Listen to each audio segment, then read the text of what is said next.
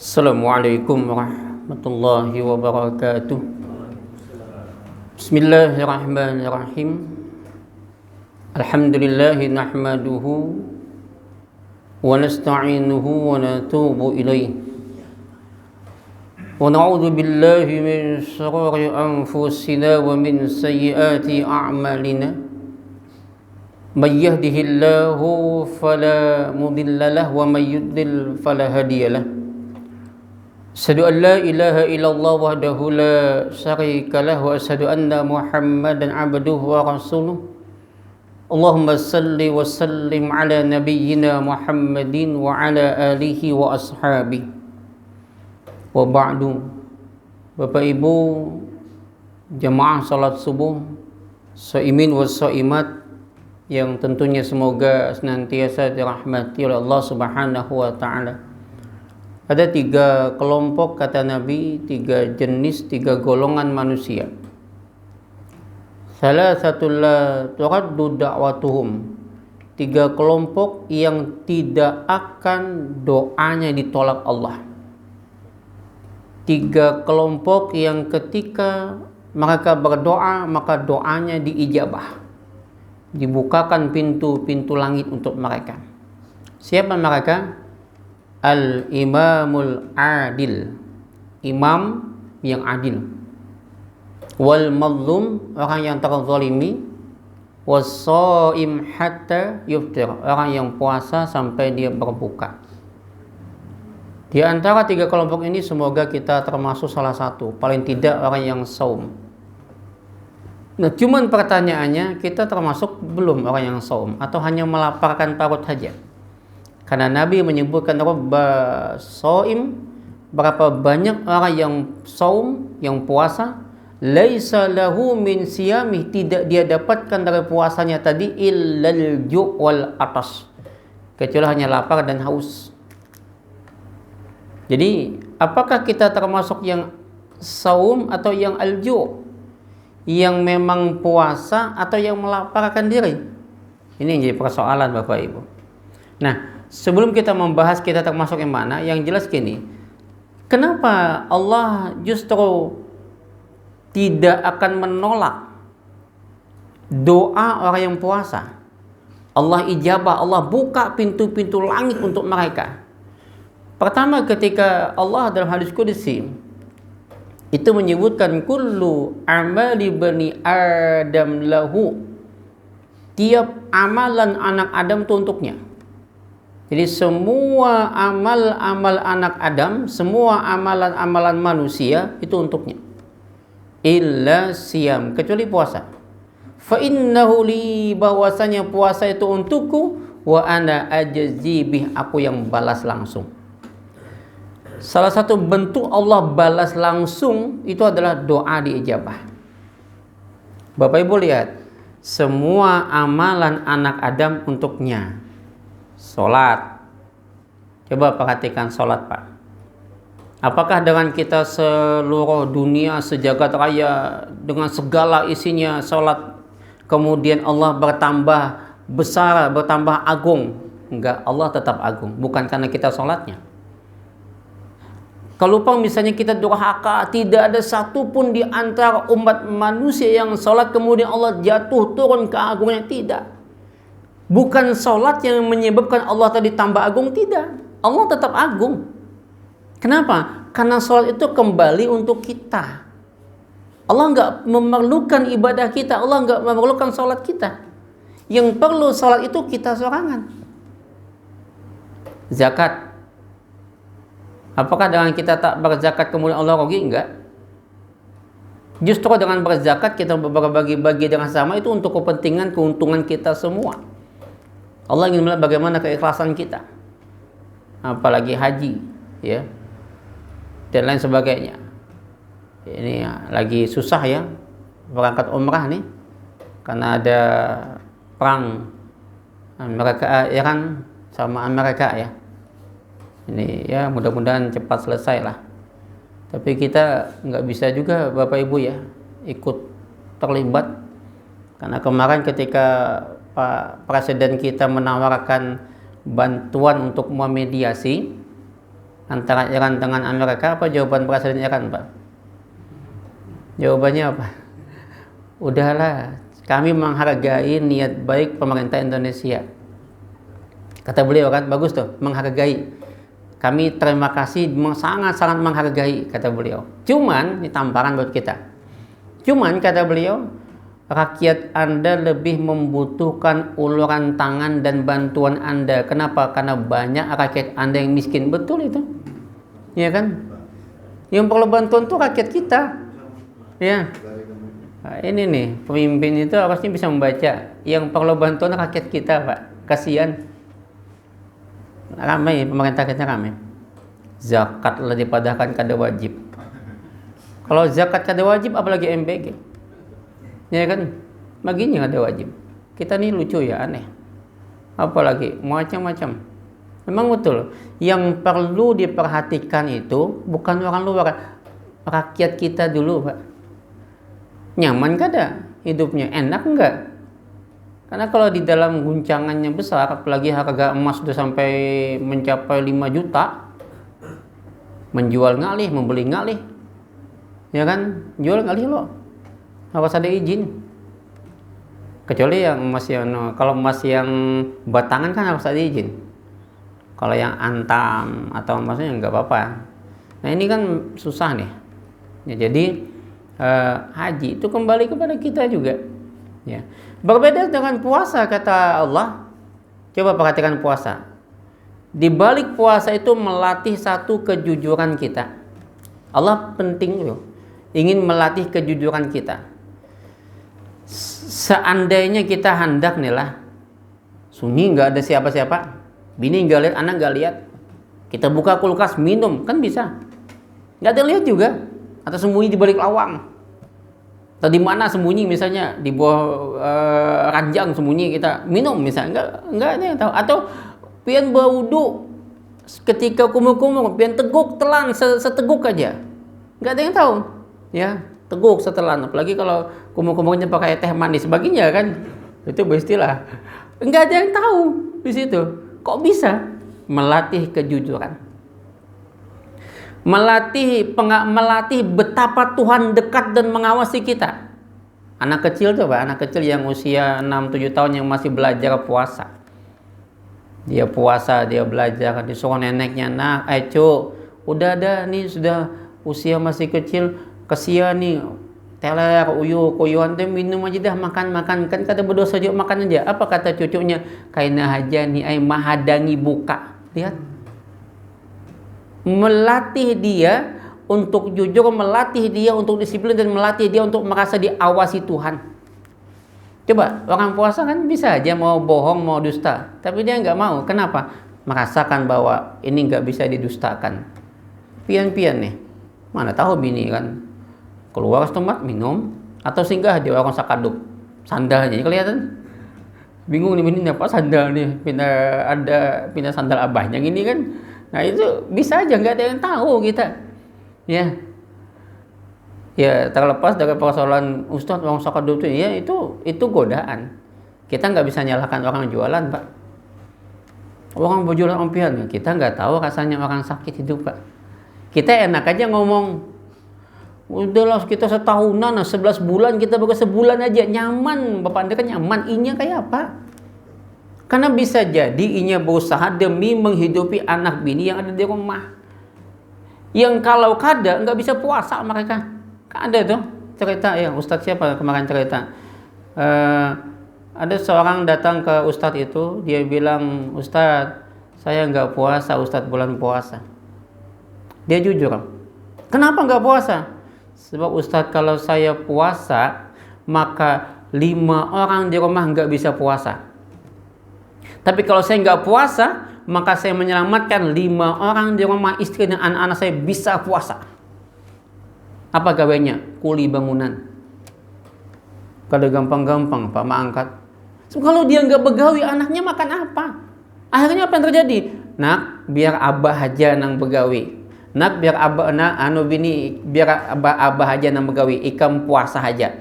Menyelamatkan anak bini yang supaya jangan kada puasa, sidin hakun kada puasa. Jadi kita melihat hukum itu jangan jangan asal ya kita ini terlalu normatif, Pak. Kita nggak tahu secara di lapangan bagaimana. Kita mudah menghakimi orang lain, mudah kita itu menjudge orang lain. Kita nggak tahu bagaimana persoalan yang dia hadapi di lapangan itu. Itu makanya ketika ada orang datang ke saya bicara tentang hukum munakahat, saya bilang banyak kayak ustadz-ustadz yang bicara secara normatif, secara tekstual, tapi mereka nggak tahu bagaimana di lapangan. Yang tahu di lapangan kondisi umat dalam kaitan munakahat itu adalah penghulu. Sama dengan insinyur lawan petani, Pak. Yang tahu tentang persoalan lapangan itu petani yang lebih paham. Insinyur mana paham? Jadi saya kadang minta tolonglah para ustadz kalau mau menyampaikan fikih munakahat itu ya direm-rem lah, dijaga-jaga lah. Sampai ada yang janda boleh menikahkan sorangan. Waduh, ada kayak gitu. Memang betul ada yang di mazhab Hanafi, betul ada. Tapi pengambilan keputusan itu tidak asal. Dan kita nggak bisa menerapkan di sini. Ya itulah ya, macam-macam lah yang saya hadapi fenomena di masyarakat kan, berkaitan dengan teman-teman ustadz yang menyampaikan fikih munakahat ternyata berbeda dengan kami yang di lapangan. Di lapangan banyak Pak kami hadapi yang kasus itu. Dia nyaman ngomong, enak membuat kisah, membuat macam-macam. Akhirnya jamaah yang fanatik dengan dia datang ke kami, ujar ustadz ini begini-begini, kan gitu tuh. Nah ini yang jadi persoalan, saya bilang. Jadi nggak bisa kita langsung judge orang lain, hakimi orang lain, nggak bisa. Nah Bapak Ibu yang dirahmati oleh Allah Subhanahu Wa Taala, maka melatih di sana kejujuran, keikhlasan, kedekatan dengan Tuhan. Melatih apa lagi? Melatih paling utama adalah kesabaran. Jadi puasa itu secara bahasa saja maknanya kan al-imsak, menahan, diam. Dihujat, dimaki, dicaci, difitnah Maryam, ibundanya Nabi Isa. Ketika beliau dihujat, dimaki, apa kata Maryam? Inni nazartu lirahmani sauma. Sesungguhnya aku bernazar dengan Tuhanku saum, ay imsakan anil kalam, menahan lisan. Bayangkan pian, disambati, dihina, difitnah, dihujat, beliau lebih memilih diam. Diam saya bilang bukan berarti lemah. Justru diam itu sesuatu yang sangat kuat. Di saat kita mampu membalas, tapi kita diam, itu kehebatan. Kita nih kok membalas tapi kita diam aja, itu hebat Pak. Jarang ada yang kalau gitu. Ada yang menyambati kita bisa membalas dia tapi kita memilih diam, itu hebat. Diam itu bukan penakut, bukan pengecut, bukan gak berani dia. Buktinya dia diam. Kenapa? Dia percaya dengan Tuhan. Nah, ini masalahnya Pak. Dia meyakini kekuatan Tuhan sehingga dia nggak membalas. Dia meyakini Tuhan satu-satunya yang akan nolong dia, sehingga dia nggak pernah rasa takut. Itu dibuktikan dengan banyak dengan kejadian Maryam tadi. Maryam diam aja. Padahal luar biasa Pak hujatannya. Oh, parah daripada kita. Kita paling dihujat dikit marah kan. Langsung ngamuk. Beliau enggak. Nah makanya as-siyam itu kan junnah. Dia perisai. Fa idza kana yaumu shaumi ahadikum, maka jikalau salah seorang kamu berpuasa, fala yarfas, maka jangan berbuat rafas. Apa itu rafas? Ay al-fahsya fil qaul. Ucapan qaul itu ucapan sumpah serapah, cacian, makian, fitnahan, gibahan. Menggibah, memfitnah, mencaci, memaki, itu rafas tuh. Maka di sini kemudian berlaku bahwa ada orang yang puasanya, saya bilang tadi, dia mampu menahan laparnya 13 jam. Dia mampu menahan hausnya 13 jam, tapi dia nggak mampu menahan lisan. Entah mungkin menyakiti orang lain atau entah mungkin menyindir orang lain. Kan biasa kita sindir menyindir, sambat menyambat, bully membuli. Kita bisa tahan lapar 13 jam bisa, tapi menahan lisan nih Pak.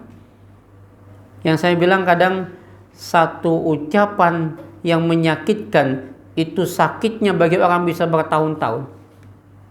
5 menit atau 5 detik ucapan kita, sesaat 5 detik itu bisa menyakiti orang bisa 5 tahun. Itu yang susah.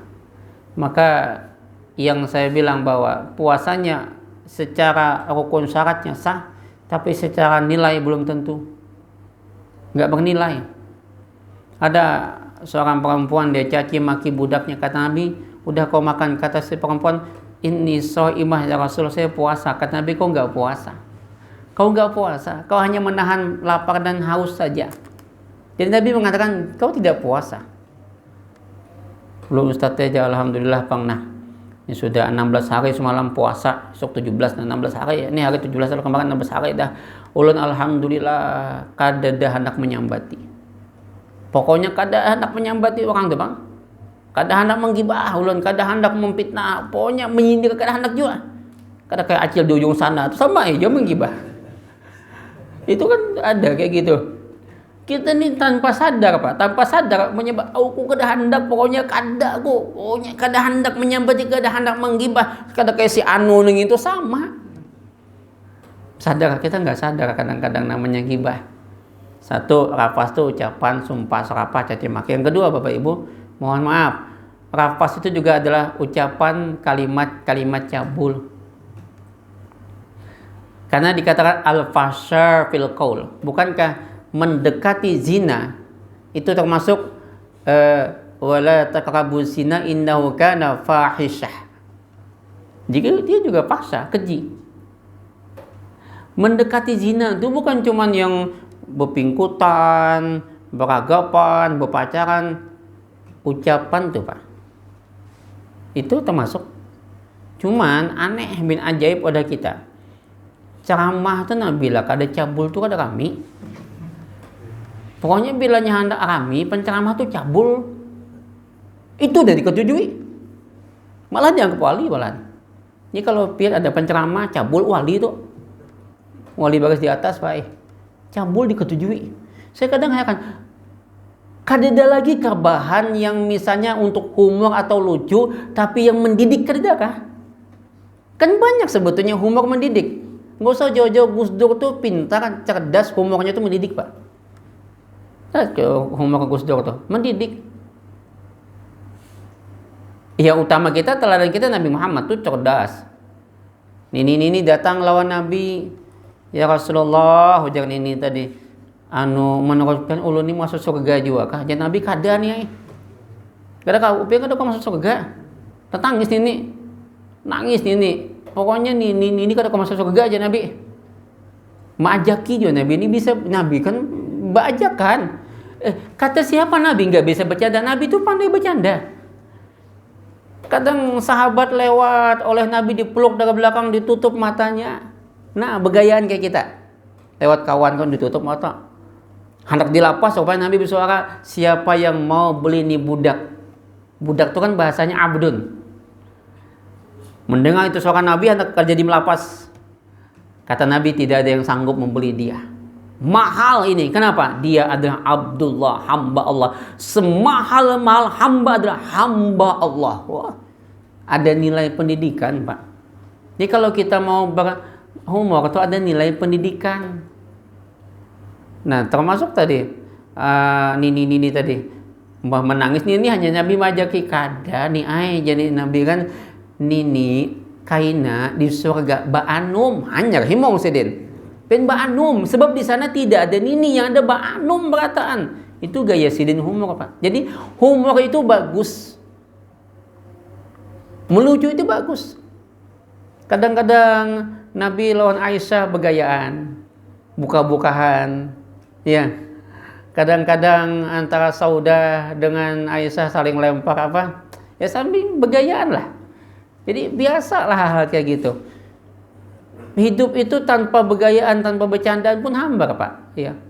Maksud dakwah bermama yang jadi takut sekarang jadinya.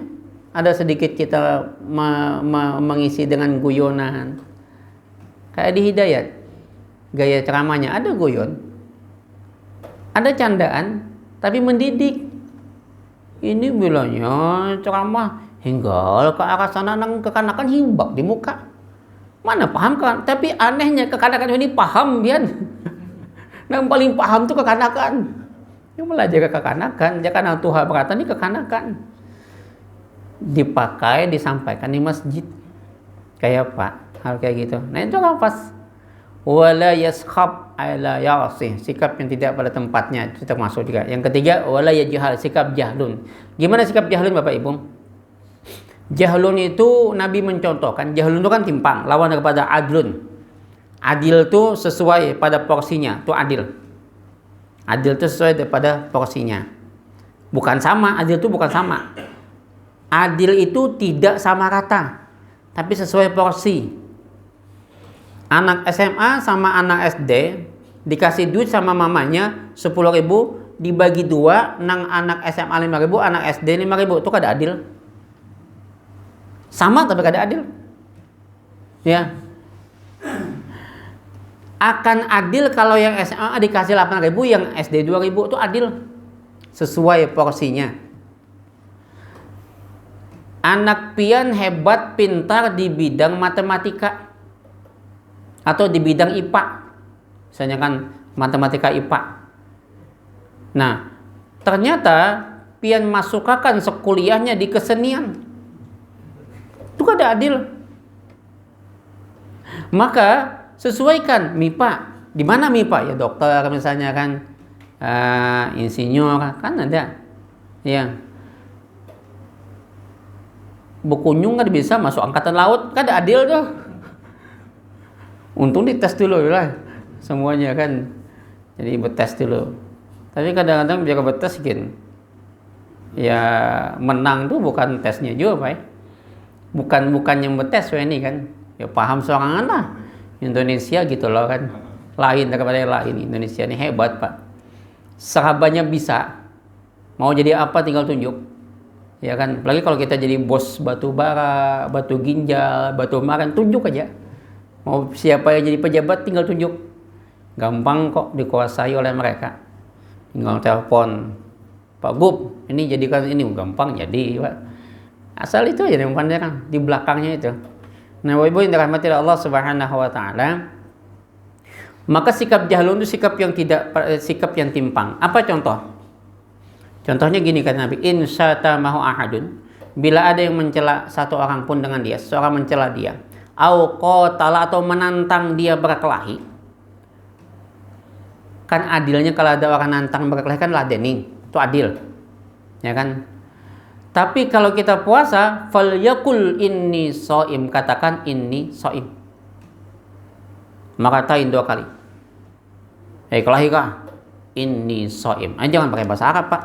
Bahaya nanti. Kelahi kah? Inni shaim, tampilinnya kita. Abahnya shaim kan. Pakai bahasa kita, aku puasa. Berapa kali? Maratain 2 kali. Kelahi kita nah, kami pengencot benar. Aku puasa titik. Jangan ditambah. Aku nia puasa nuainah. Tapi munikam hendak bandar juga berkelahi 2 aku hadangi jadi mata kawih. Nah ini sama. Sikap jahlun juga.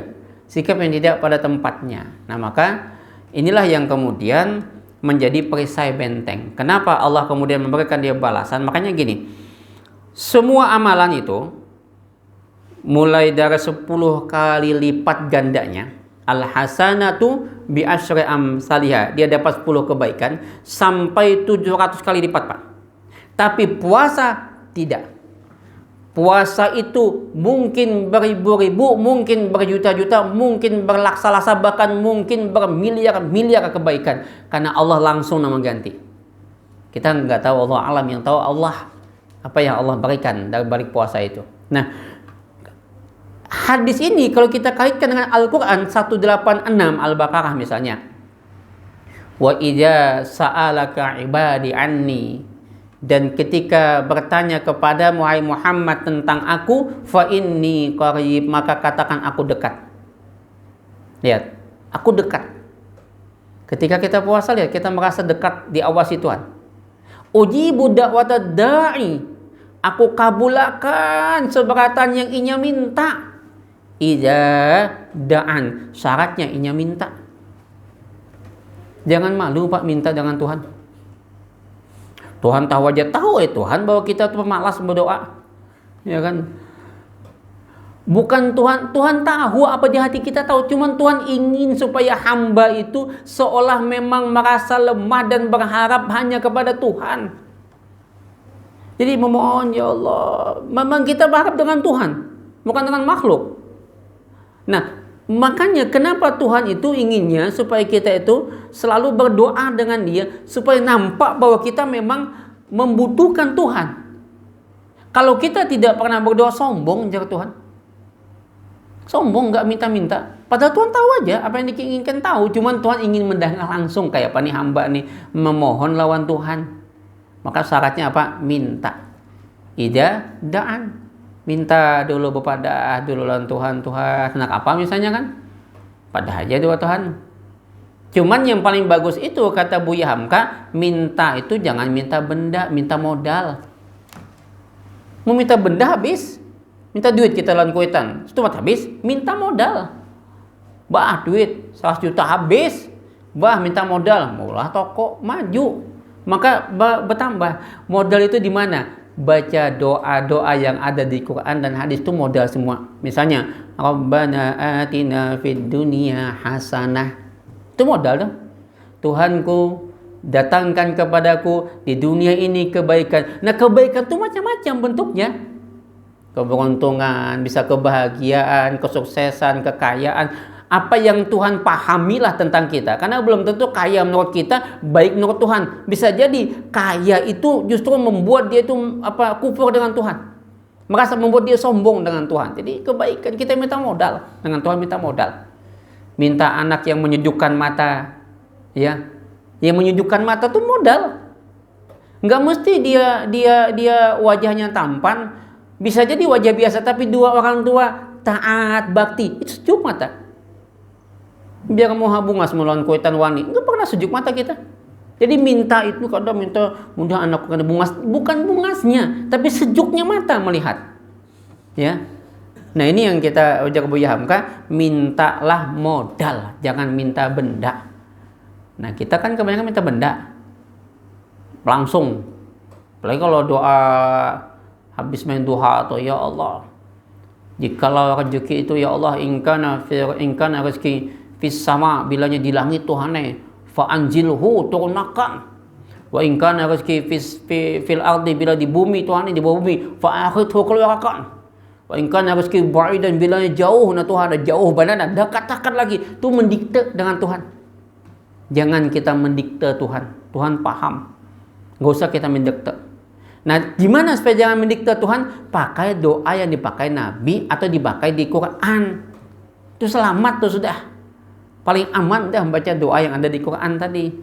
Nah, jadi ijadaan. Yang selanjutnya, fal yastajibuli, penuhi dulu perintahku, sholat dulu, puasa dulu, zakat dulu bila mampu, haji dulu bila mampu, kan gitu. Kan zakat tuh bagi mampu, haji bagi mampu. Sebetulnya kita ibadah tuh pakai dua aja lagi. Coba dua.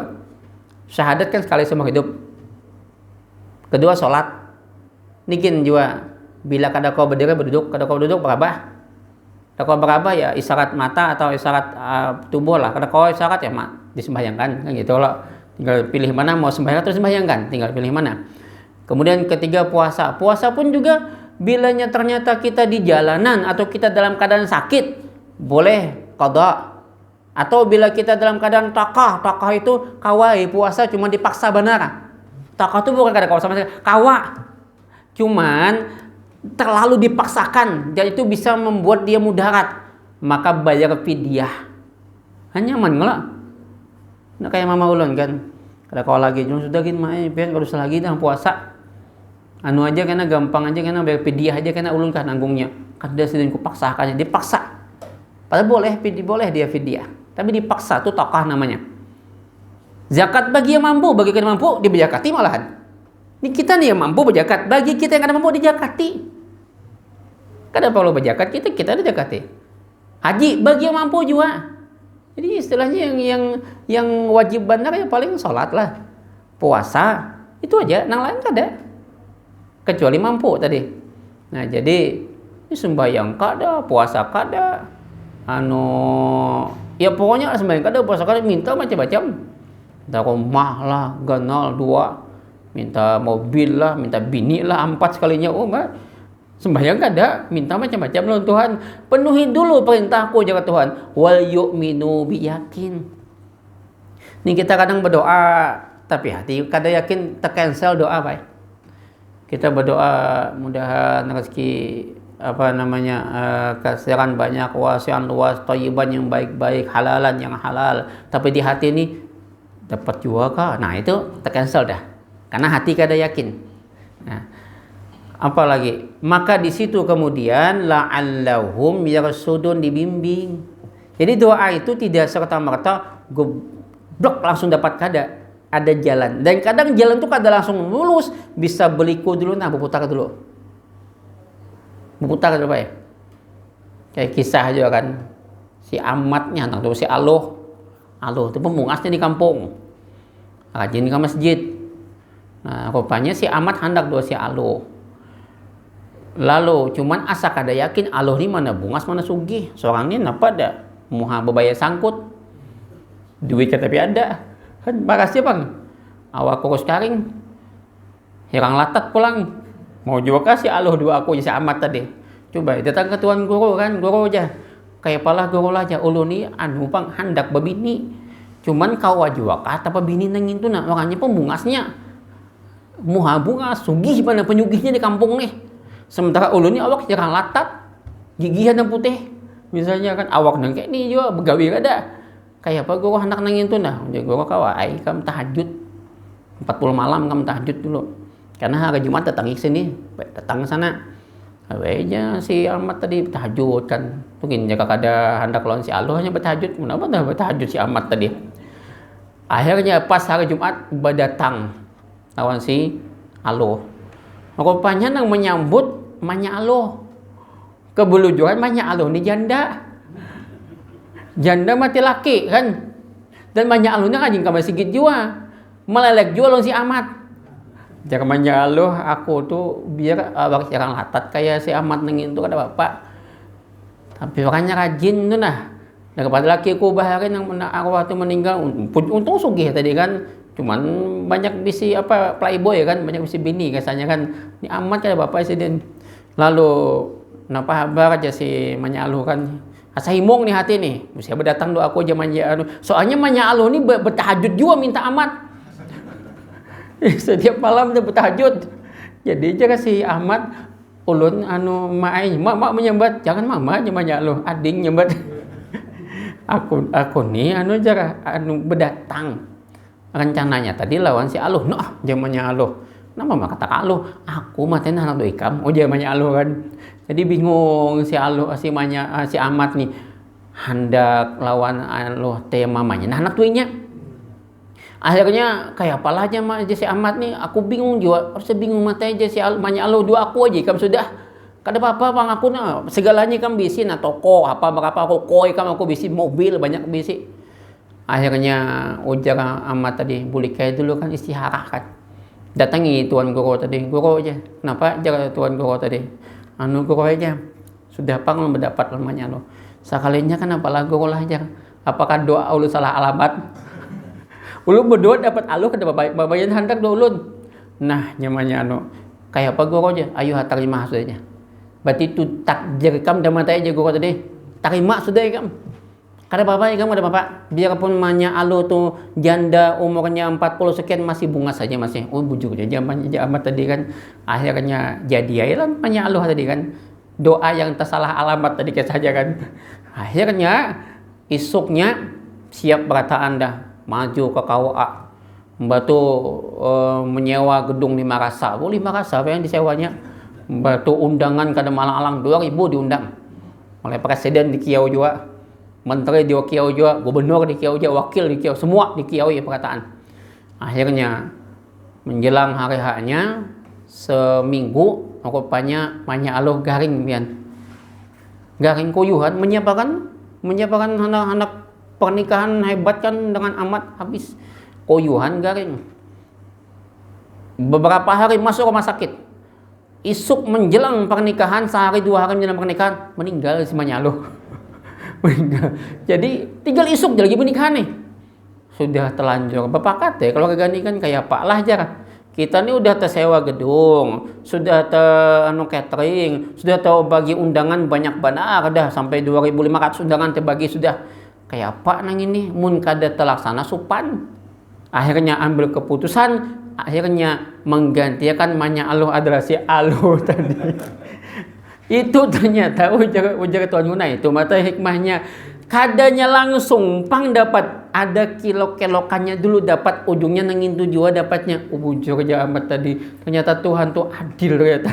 Nah itu diantara Bapak Ibu yang dirahmati Allah Subhanahu Wa Taala bahwa Allah akan berikan jalan kalau kita udah berusaha. Saya kira ini bisa saya sampaikan. Mudah-mudahan ada manfaatnya. Kita tutup dengan doa kafaratul majlis. Subhanakallahumma rabbana bihamdika asyhadu an la ilaha illa anta astaghfiruka wa atubu ilaik. Hasbunallahu wa ni'mal wakil. Assalamualaikum warahmatullahi wabarakatuh.